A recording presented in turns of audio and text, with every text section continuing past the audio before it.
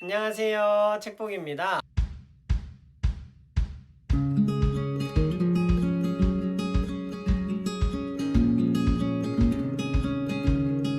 오늘 살펴볼 책은 바로 산둥수용소입니다.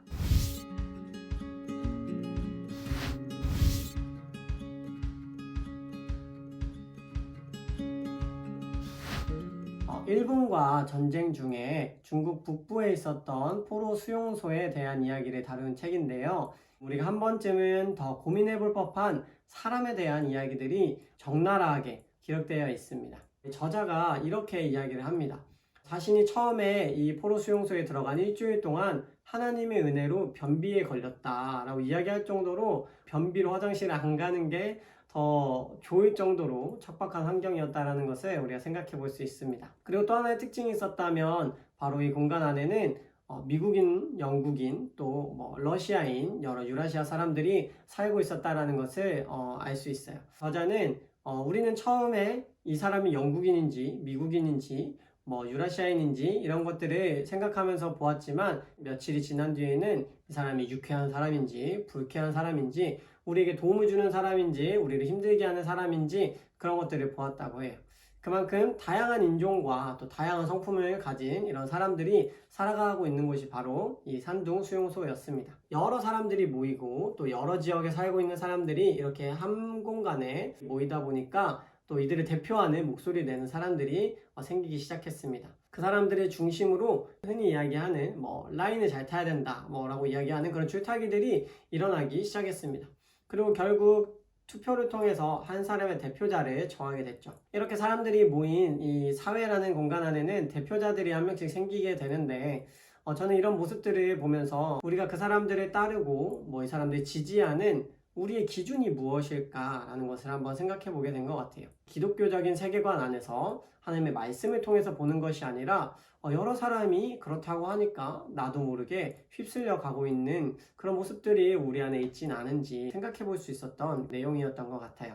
저에게 굉장히 많은 생각을 한번 해보게 했던 사건이 한 가지가 있었는데 화장실 청소를 대하는 두 부류의 여인들의 대조적인 모습이 굉장히 저에게는 많은 생각을 한번 해보게 되는 사건이 되었습니다. 첫 번째는 계급 상승에 성공한 망명한 러시아 여인들이었습니다. 이와는 대조적으로 태어날 때부터 세계적으로 상위층에 속하는 영국의 귀부인들이었어요. 계급 상승에 성공한 러시아 여인들 같은 경우에는 힘들게 계급 상승에 성공을 했는데 이 화장실 청소를 하게 된다는 것은 자신을 다시 이 하층민으로 떨어뜨리게 되는 일이라고 생각을 했던 거죠. 그래서 이 사람들은 돈을 써서 자신의 순서를 다른 사람에게 넘기는 이런 모습들을 보였습니다. 상위층이었던 영국 귀부인들은 이 화장실 청소라는 것에 있어서 전혀 부끄러움이나 어려움이 없이 두 손 두 발 걷고 화장실 청소를 했습니다. 왜냐면 이 사람들에게는 진흙탕에서 정말 다 찢어진 신발을 신고 걸어 다녀도 자신이 여전히 세계 상위층인 영국의 귀부인이라는 것에는 변함이 없다라는 그런 확실한 믿음이 있었기 때문이에요. 요즘 제가 청년들을 많이 만나면서 많이 경험하고 느끼게 되는 것은 자존감의 문제인 것 같습니다. 조이어들 또 예수님 믿는 한 사람 한 사람들은 사실 하나님의 자녀라는 너무나도 명백하고 너무나도 존귀한 사람들이죠. 그런데 우리가 이 세상에서 살아가다 보니까 때로는 성적이 낮게 나오거나 인간관계가 조금 좋아지지 않는다거나 내가 도전하는 것들이 실패한다거나 이런 것들이 반복되면서 점점 이 러시아 여인들처럼 내가 이것을 놓치면 나의 가치가 사라지는 것처럼 걱정하고 두려워하면서 살아가고 있는 것은 아닐까라는 생각이 들었습니다. 우리가 하나님의 자녀라는 사실을 잊지 않고 계속해서 내가 지금 조금 실패했더라도 내가 지금 조금 어떤 세상의 기준에 미치지 못한다고 할지라도 우리의 본질 자체는 하나님의 사람이라는 것을 잊지 않고 살아갈 수 있었으면 좋겠습니다. 점점 전쟁의 상황들이 악화되어 가고 일본 사람들이 이 포로 수용소에 주는 보급품이 점점 줄어들어 가는 상황들이 되니까 사람들이 먹을 거 하나, 살아가는 생필품 하나하나들이 너무나도 소중한 상황들이 되었어요. 그런데 그런 상황들 속에서 이 미국 적십자에서 구호 물품을 이 포로 수용소에 보내주게 된 것입니다. 이게 이 사람들에게 얼마나 기쁜 소식이었겠어요. 그렇죠? 이 포로 수용소의 사람들이 딱 들었을 때 우리에게 얼만큼 나눠주게 될까 기대에 찬 고민들을 하고 있었습니다. 일본 사람들이 이 구호물품을 미국인들에게는 한 상자하고 절반, 다른 나라 사람들에게는 한 상자씩 이렇게 나눠주겠다고 공표를 했어요. 그 소식을 들은 사람들이 이제 우리가 좀 살았다라는 어떤 기대에 찬 희망을 가지고 기다리고 있었어요. 그런데 몇몇 미국 사람들이 일본 군인을 찾아갑니다. 미국 적십자에서 우리에게 보낸 것인데 왜 이것을 모두와 공평하게 나눠야 하느냐라는 이야기를 하기 시작한 거죠. 그러자 그 이야기를 들은 일본군의 대표가 이것을 상부 한번 이야기해보겠다라는 이야기를 하고 며칠의 시간을 더 이렇게 보내게 됩니다. 이 책을 쓴 저자는 그냥 처음에 일본이 나눠주겠다고 한 대로 모두가 이렇게 잘 나누어 갖자라는 의견을 가진 사람들을 찾아서 다른 사람들을 설득하려고 합니다.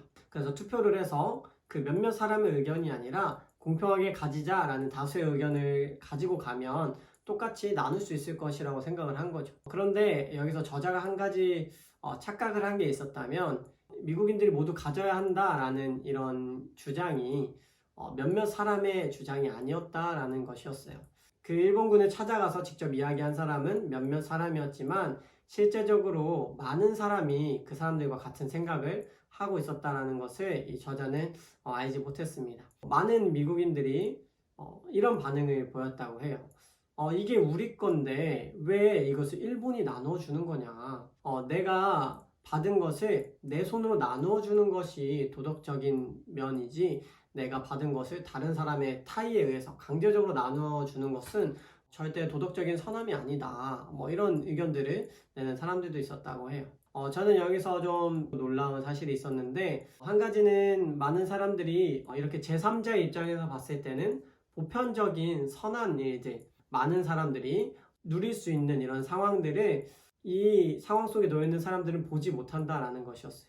그리고 오히려 자기 자신을 이런 도덕적인 것, 좀 기술적인 것들에 이렇게 감추어 속이면서 자신이 잘못 생각하고 있다는 것을 알지 못하고 있다는 것. 이런 모습이 저에게는 굉장히 좀 새로운 모습으로 다가왔습니다. 나 역시도 저 사람들처럼 나의 이익을 위해서 이것이 선한 것이다 라고 착각하고 있는 것이 있지는 않을까? 나도 모르게 내 안에 어떤 도덕적인 근거를 대가면서 나 스스로를 합리화하고 있는 부분들이 있진 않을까라는 생각들이 좀 들었습니다. 그리고 또 한 가지는 이런 이야기를 하는 사람들 중에 선교사와 목사 출신들도 있었다라는 거예요. 저는 이 이야기 들으면서 충격을 받으면서 충격을 받는 제 모습에 또 충격을 받았습니다. 저도 모르게 그래 목사님은 선교사님들은 모두 선하지 라는 마음이 있었다라는 생각이 좀 들었습니다. 성경에서도 의는 없나니 하나도 없다라고 이야기할 정도로 우리 모두는 죄인임에도 불구하고 선교사님은 무조건 선한 분이라는 생각들이 우리 안에 있었다는 생각을 좀 하게 됐습니다. 여러분이 생각하는 죄성은 무엇인가요? 우리가 이것을 극복하고 이것을 해결하기 위해서 하나님 앞에 어떠한 모습으로 나아가야 하는 것인지 다시 한번 고민해보는 시간들이 됐으면 좋겠습니다. 이 산둥수용소라는 책이 읽을 때는 어떤 이야기라서 술술 읽혀지기도 하고 재밌게 읽혀지기도 하는데 읽으면서 약간의 찔림과 많은 고민들이 좀 생겨났던 것 같습니다. 이 책을 혹시 읽게 된다면 어려운 상황과 척박한 환경 속에서 나는 과연 의인으로 살아갈 수 있을 것인가? 그렇지 않다면 우리는 무엇을 의지하며 살아가야 하는 것이 바른 모습일까? 이런 것들 우리 고민해보는 시간들이 됐으면 좋겠습니다. 그럼 오늘 책보기 두 번째 시간 오늘 여기서 이렇게 마치도록 하겠습니다. 다음에 또 만나요. 구독과 좋아요, 알람 설정까지. 안녕.